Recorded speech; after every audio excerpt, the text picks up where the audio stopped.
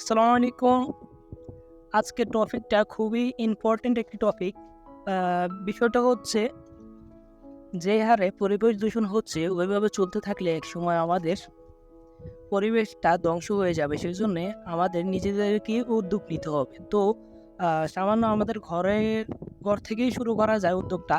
যেমন তোমরা যেভাবে ভিডিওটি দেখতেছ যে ঘরে যে ইউজ করা আমরা সাধারণত বিস্কিট বা যে পানীয়গুলো খেয়ে থাকি বাজার থেকে এনে ওইগুলো খাওয়ার পর প্লাস্টিকগুলো আমরা বাইরে ফেলে না দিয়ে এভাবে সংগ্রহ করে রাখতে পারি। দেখতে পাচ্ছ আমার এখানে অনেকগুলো বোতল দাঁড়াও ১ মিনিট আমি দেখাইতেছি।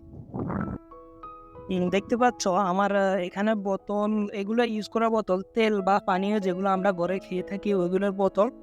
আর এখানে দেখতে পাচ্ছ বিস্কিটের যে প্লাস্টিকটা রয়েছে এগুলা, বা দই খায় যে দইয়ের যে বাটিটা আছে ওই বাটিতে এভাবে আমরা অনেক কিছু ঘরে ইউজ করে থাকি। যেমন এখানে রয়েছে বেকিং পাউডারের স্টিলের ক্যান, অথবা যে কোনো কিছু হতে পারে। ঘরে যে কাগজ, ফয়েল বা বিভিন্ন জিনিস ইউজ করে এগুলোর কাগজ, ওষুধের ছিলকা বা প্লাস্টিকগুলো দেখতে পাচ্ছ, ইউজ করা বস্তা বস্তা সাবানের কাগজ, স্বাভাবিক এই যে প্লাস্টিকগুলো, নুডলসের যে প্লাস্টিকগুলো, সব কিছু ধরেন।